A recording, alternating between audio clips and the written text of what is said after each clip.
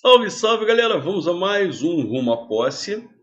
Tá? Hoje vamos falar sobre a banca EPL Concursos. Muita gente me pedindo. Uma banca que eu acho que só fez um concurso, mas foi em 2024. Eu acho que deve estar aí muita gente pedindo, né? Eu sei que o Rio Grande do Sul está passando por um momento complicado, difícil por causa das chuvas, mas depois que passar esse período, a vida voltando ao normal, eu acho que deve haver outros concursos que essa banca deve estar meio que engatilhada, né? Então, enfim, vamos falar um pouquinho sobre essa banca que fez um concurso para o Rio Grande do Sul, mas em 2024, então a prova extremamente recente, né?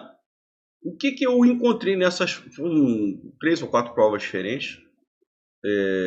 As questões de interpretação, assim, um pouco trabalhosas, mas não são difíceis. É só usar técnicas de contestação. Eu encontrei crase, análise morfossintática, eu vou falar assim com sinceridade, mais a parte de sintaxe, função sintática, de classificação de orações, do que propriamente da parte de morfologia, das classes de palavras. Então, classificação de orações, função sintática, sim. Classes gramaticais, nem tanto. Questões de pontuação, colocação pronominal, sim. Ortografia, regência, flexão verbal, identificação de tempo verbal. Então, é uma coisa que vocês têm que ter domínio. Concordância verbal e nominal misturadas, mas não são questões difíceis.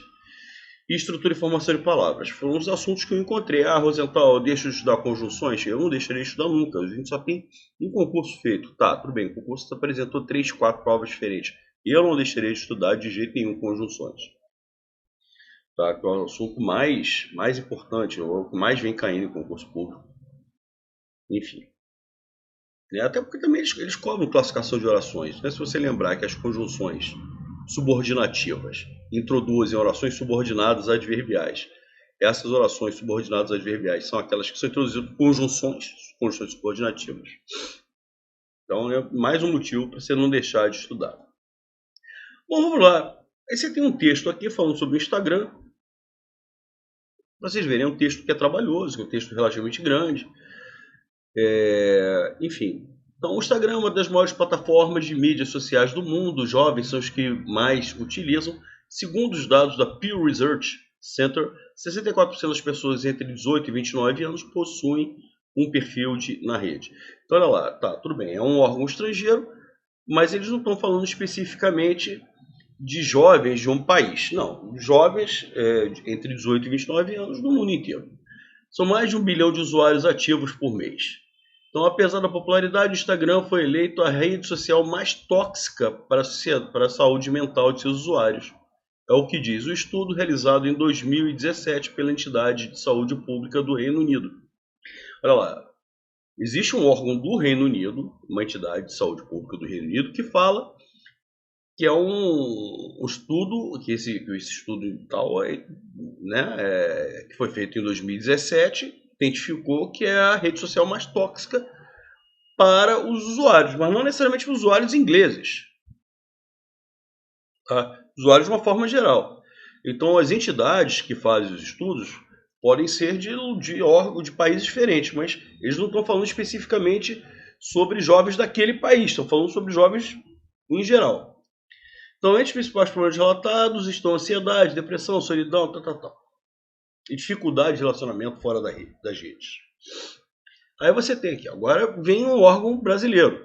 A professora Henriette Tognetti Penha Morato, do Departamento de Psicologia e de Aprendizagem da USP, é um órgão de São Paulo, do Brasil, informa que o uso intenso das redes sociais suga os usuários e leva a uma elaboração ficcional da realidade. Mas ele não está falando que são jovens brasileiros, está falando que leva os jovens, de uma forma geral. Não está dizendo nem que são jovens paulistas, nem que são jovens brasileiros, simplesmente os jovens, de uma forma geral. Nas redes, as pessoas buscam alterar virtualmente o que não consideram satisfatório na vida real. Então, olha lá, a busca do que eles chamam de uma realidade virtual, né? Então, buscam alterar virtualmente o que não consideram satisfatório na vida real. Então, uma elaboração ficcional da realidade. Cada um tenta dizer as coisas da maneira como vê e às vezes provoca para ver como é que vão reagir. É uma distorção criada para modificar Sei lá, modificar a própria realidade com a qual não está satisfeito. Assim vai. Conforme o RET, para manter a saúde mental, olha lá, aí na concepção dessa pesquisadora, dessa professora, é importante não se restringir ao mundo online e observar as possibilidades que existem na vida real. Essa é a grande solução. Você não pode viver só essa vida virtual, né? Isso é maluquice. Outro psiquiatra, agora o psiquiatra Cristiano Nabuco, coordenador do grupo de dependências tecnológicas do Instituto de Psiquiatria Tal da USP, outro, né, que vem da USP, informa que quanto mais se busca perfeição nas redes sociais e se negligencia a vida real, mais infeliz é o usuário. Então, se você deixa de viver a vida real e passa a viver só aquela vida dentro da internet, dentro das redes sociais, você acaba sendo totalmente infeliz. 85% de todas as fotografias, esse dado aqui eu desconhecia, 85% de todas as fotografias que são postadas são editadas. Que doideira, né? Eu só agora vou editar uma foto minha, eu vou aparecer magrinho. Isso é um problema porque se desenvolve uma autoestima virtual e não pessoal. Então, olha que doideira, né? Então, chega a esse ponto, porque se desenvolve uma autoestima virtual e não pessoal. E quanto mais o indivíduo busca se equiparar a essa vida paralela, mais infeliz ele acaba se sentindo. Então tá aí o texto, galera. É um texto grande, né? Você vê que pegou 3 páginas do PowerPoint, né? Então ele é trabalhoso, mas dizer que ele é um texto difícil não é. Bom, letra A. O Instagram, segundo estudos, é a rede social que mais provoca problemas de depressão, né? Mal escrito aqui. Agora, entre os jovens brasileiros, não. Ele não especificou os jovens brasileiros. Estou falando de uma forma geral. Tá? Então, o Instagram, quando ele fala sobre o Instagram aqui no início, o Instagram foi eleita a rede social mais tóxica. Sim. Então, entre os problemas relatados, então, ansiedade, depressão, isso tudo é verdade, mas não entre os jovens brasileiros. Então, o problema está aqui na letra A, mas um estudo geral. Até, inclusive, quem fala aquilo ali é um órgão em inglês, né? Então, segundo os dados da Pew Research Center. Então, obviamente, ele não está falando sobre os brasileiros. E também não está falando sobre os ingleses, o inglês ou o americano, não sei se esse órgão aqui. Tá? Enfim, esse acho que é o órgão inglês do Reino Unido. Ele também não está falando sobre os ingleses, de uma forma geral. Ou sobre os britânicos. Ele está falando de uma forma geral. Bom, o uso em excesso das redes sociais pode prejudicar o convívio com a realidade. Isso o texto fala o tempo inteiro, né? Então há uma elaboração ficcional da realidade. Então você perde até a noção da realidade, isso é verdade, né? Busca alterar virtualmente o que não consideram satisfatório na vida real. Então, o convívio, visto que permite criar uma visão distorcida da realidade, é justamente essa a ideia do texto, né? Então, a visão, e elas buscam isso mesmo, né? É uma distorção criada para modificar a própria realidade. Olha lá, uma distorção criada para modificar a própria realidade, com a qual não se está satisfeito. Perfeito, a ideia é essa. A manutenção da saúde mental requer exclusão da participação? Não, ele não requer isso.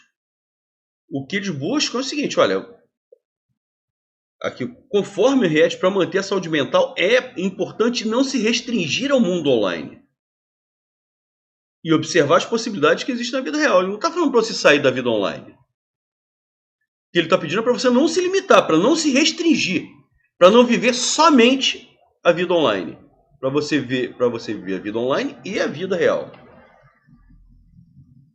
Então não é para você sair, para você excluir a sua participação na vida online. Para você conciliar a vida online com a vida real.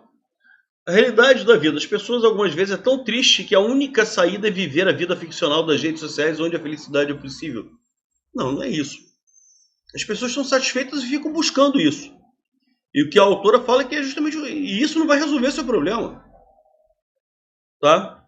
Isso não vai resolver o problema, muito pelo contrário, vai piorar. Tanto é que a solução que é dada é a pessoa não se restringir ao mundo online. É ela viver também aquelas possibilidades que existem na vida real. Então, o comentário que aparece na letra D é um comentário estapafúrdio.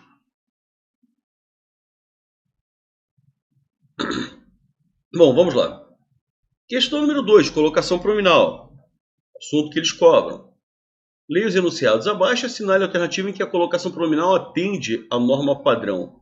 Gente, letra A, o sempre é um advérbio. O advérbio atrai o pronome oblíquo. Então, a próclise, o pronome oblíquo antes do verbo, disse é verbo, o pronome oblíquo tem que vir antes do verbo, atraído pelo advérbio. Letra B de bola. Tudo, lhe dei, tudo é um pronome indefinido. O pronome indefinido atrai o pronome oblíquo. De novo, a próclise é obrigatória.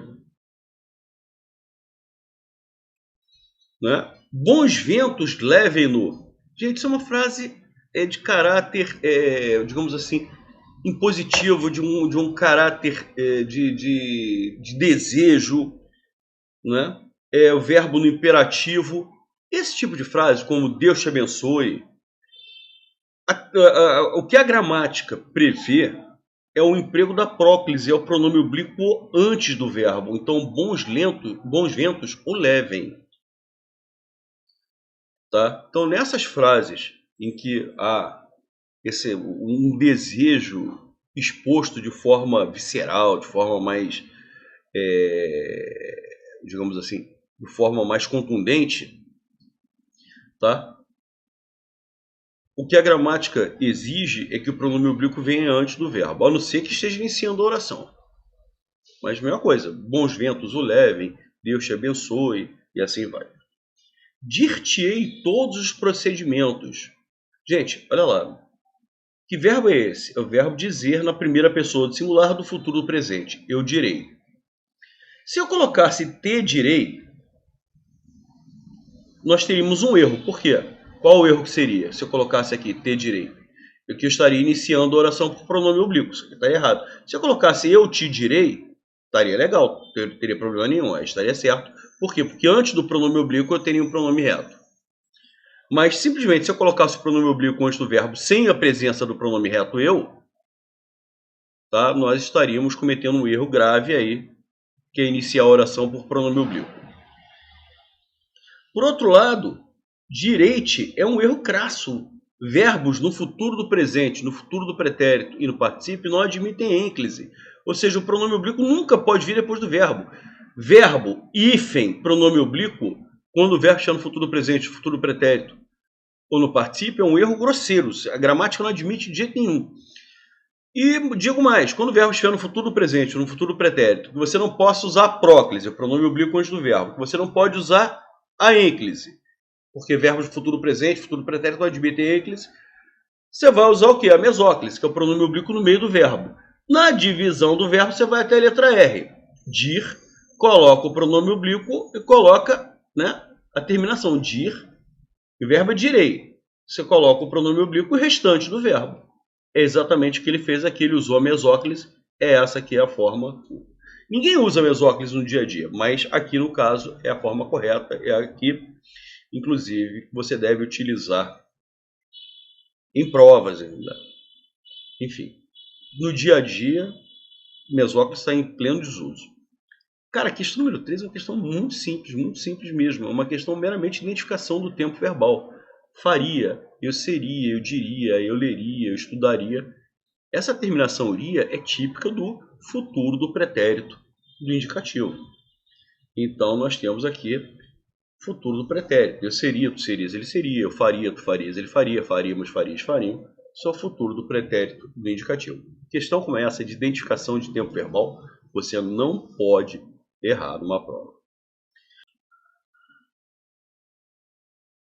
Bom, pessoal, questão número 4. Ele quer a opção errada, né? Então, vamos lá. Estavam satisfeitos os entregadores. É só você colocar frases na ordem direta. Os entregadores estavam satisfeitos. Os entregadores é sujeito, está no plural. O verbo está no plural e satisfeitos, que é o predicativo do sujeito, também está no plural porque está qualificando o sujeito. Daí predicativo do sujeito, qualidade do sujeito. Então ele tem que estar no mesmo gênero masculino, é os entregadores, e mesmo número, plural. Então a letra A está legal. Letra B, os guarda-vidas, perfeito. Né? É igual a salva-vidas. O guarda aqui exerce a função de verbo e nas palavras compostas o verbo é invariável. Ficaram, mas aqui que vem o erro, né? Ficaram atentos. Os guarda-vidas, tá no plural, ficaram atentos. Isso aqui é um predicativo de guarda-vidas. E guarda-vidas está no plural. Então o predicativo tem que vir no plural. Tá? O erro está aqui. Ele quer a opção errada. Joana eram 2 olhinhos brilhantes. Gente, aqui eu tenho o verbo ser.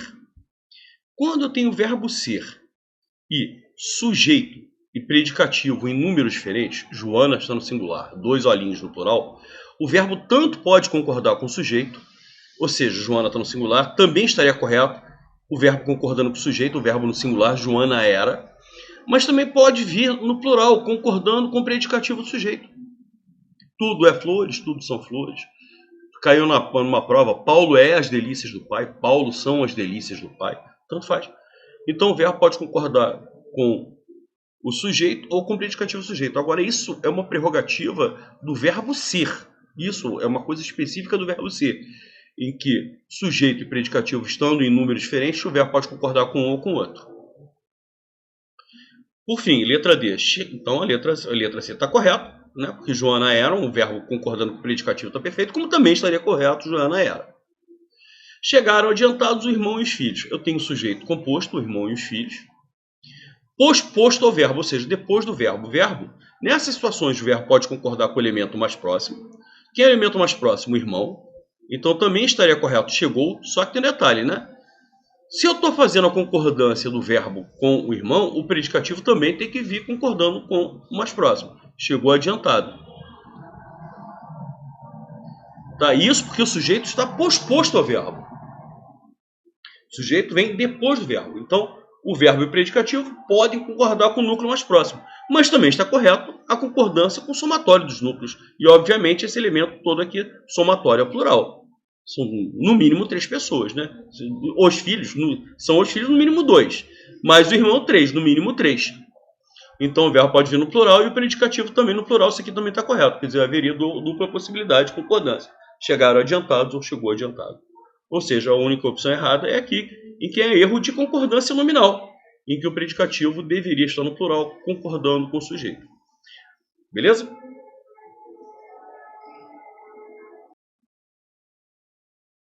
Ainda hoje, o trabalho doméstico é uma das principais ocupações entre as mulheres, que são a maioria no setor em todo o mundo. Bom, enfim. O uso das vírgulas se justifica por quê? Entre as mulheres, as quais esse que aqui é um pronome relativo. Se ele é um pronome relativo, introduz uma oração subordinada adjetiva. E repare que esta oração subordinada adjetiva está isolada por vírgulas. Se essa oração está isolada por vírgulas, ela é uma oração subordinada adjetiva explicativa.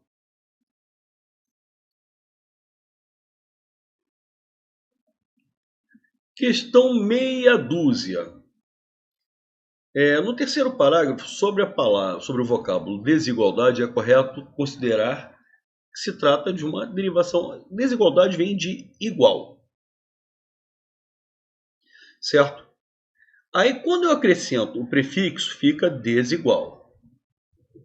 Quando eu acrescento só o sufixo, fica igualdade. Então, a presença do prefixo não obriga a presença do sufixo. Tanto é que existe a palavra só com prefixo e radical, e existe a palavra só com radical e sufixo. Quando isso acontece, é o que se chama de derivação prefixal-sufixal, em que a presença do prefixo não obriga a presença do sufixo, e a presença do sufixo não obriga a presença do prefixo. Existe não está escrito aqui, mas existe também a derivação parassintética, porque você acrescenta o prefixo e o sufixo. Só que a presença de um ocorre simultaneamente à presença do outro. Por exemplo, a palavra entardecer.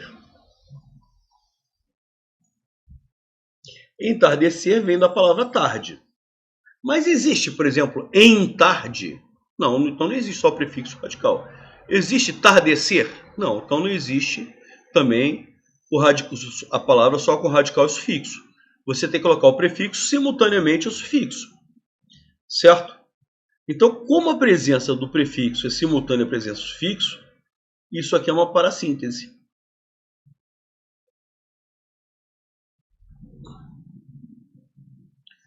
Tá? A composição por justaposição é quando tem mais de um radical e não há perda de fonemas. A própria palavra justaposição, eu uno a palavra justa à palavra posição e não houve perda de fonemas. Isso aqui a própria palavra justaposição é um exemplo de composição por justaposição. Derivação prefixal, por exemplo, desigual a derivação prefixal. Você só tem o prefixo e o radical. E o hibridismo? Hibridismo é quando você une prefixos e radicais, radicais, fixos, até mesmo dois radicais, por exemplo, de origens diferentes, né? Então, por exemplo, quando a gente fala aqui, bitomania, você une o radical bito, vem da palavra Beatles do inglês, e mania, que é uma palavra da língua portuguesa. Isso é um exemplo de hibridismo, de mistura, um vocábulo formado com mistura de elementos de línguas diferentes. Burocracia, bureau vem do bureau, do francês, né, que significa escritório.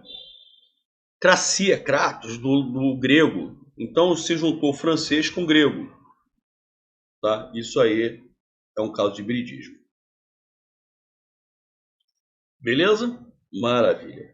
Aqui, gente, ele quer a função sintática do pronome.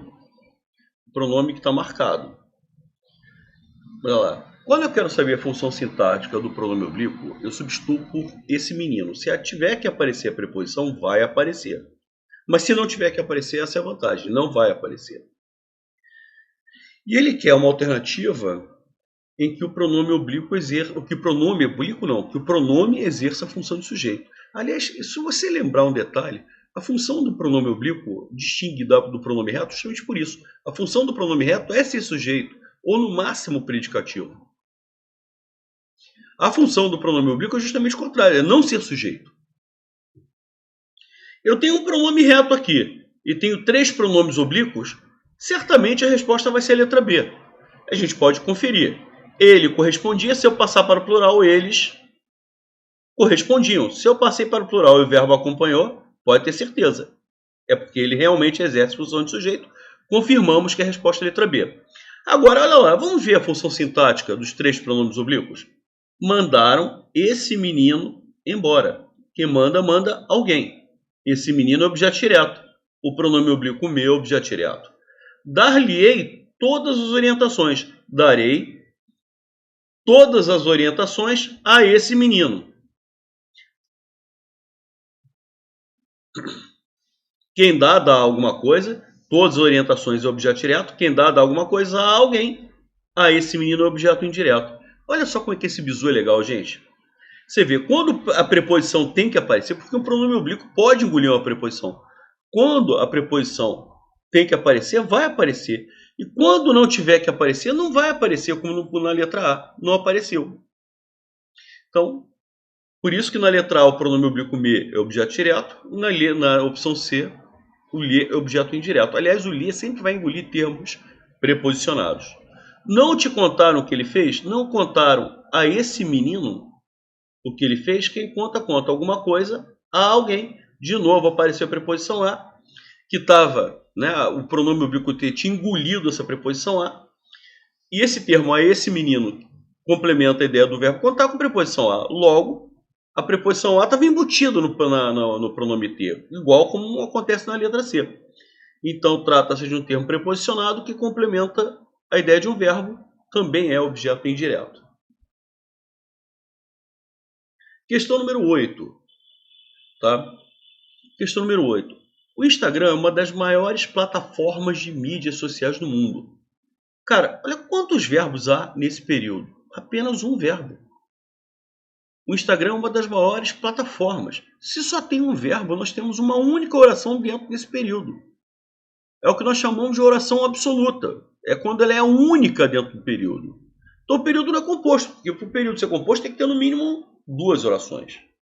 Isso aqui é um período simples. O período simples é aquele que vem com apenas uma única oração, o que fica muito escancarado pela presença de um único verbo.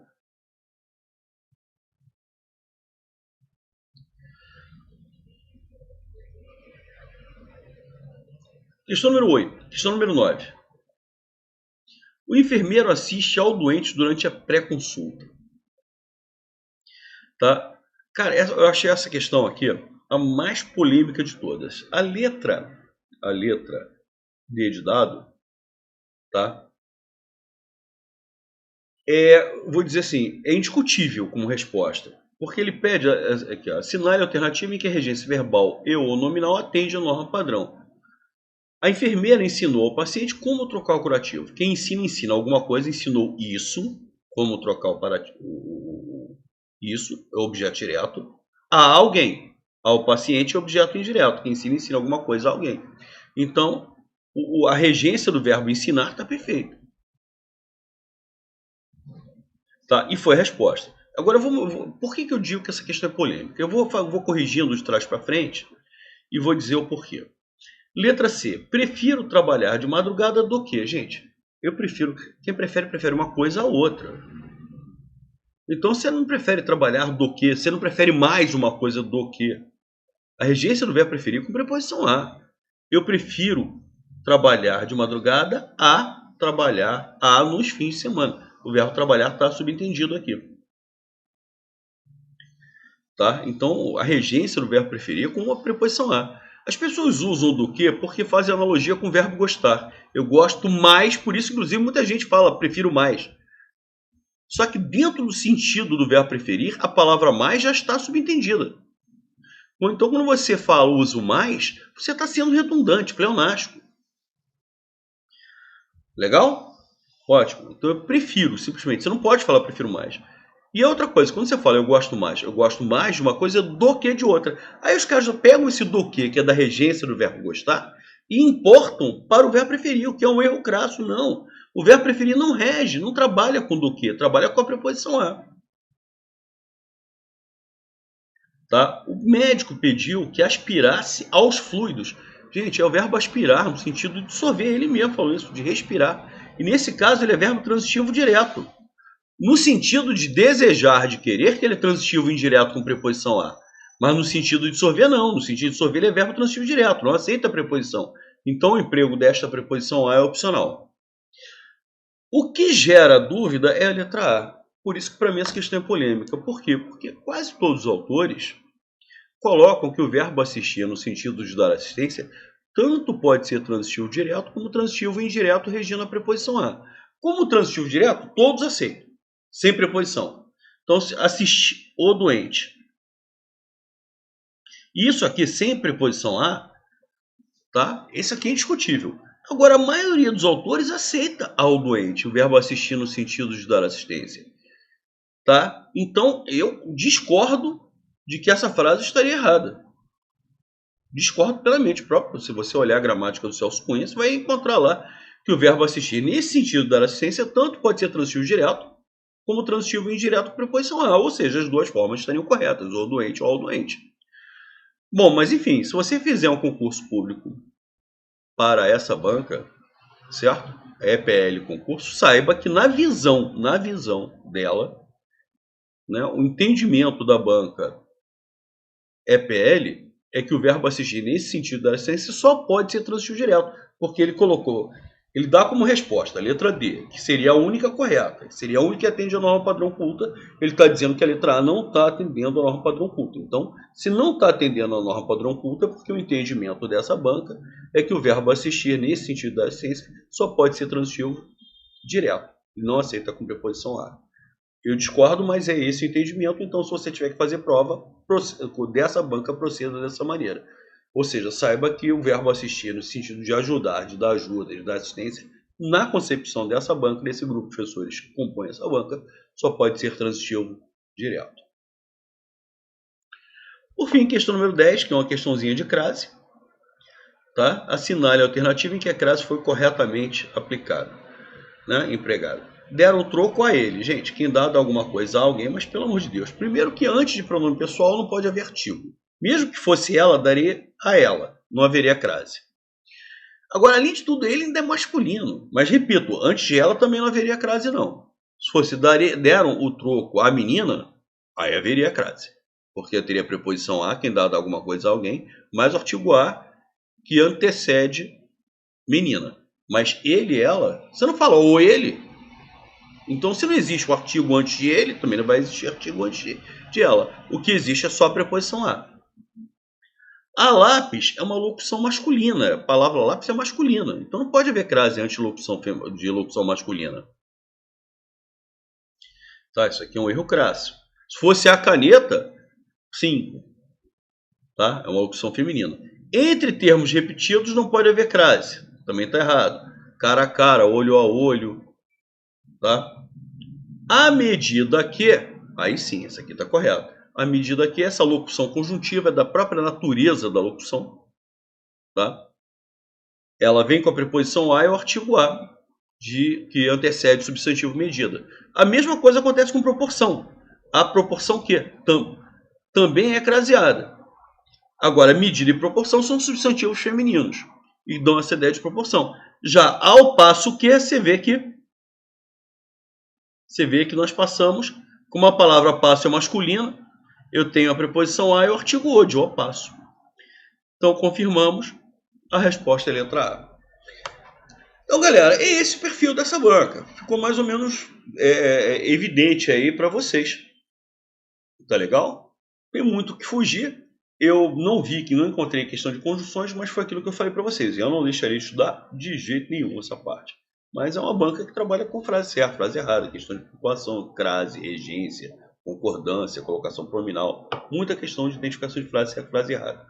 E outra coisa, eles gostam mais de sintaxe do que de morfologia. É mais fácil eles cobrarem questões de funções sintáticas, de classificação de orações, do que de classes gramaticais. Beleza, galera? Maravilha. E as questões, só para fechar, as questões de interpretação são muito simples, né? Muito, muito simples. Não tem muito o que dificultar. É só prestar atenção para responder a alternativa correta. Falou, galera? Maravilha. Um grande abraço para todos e até a próxima.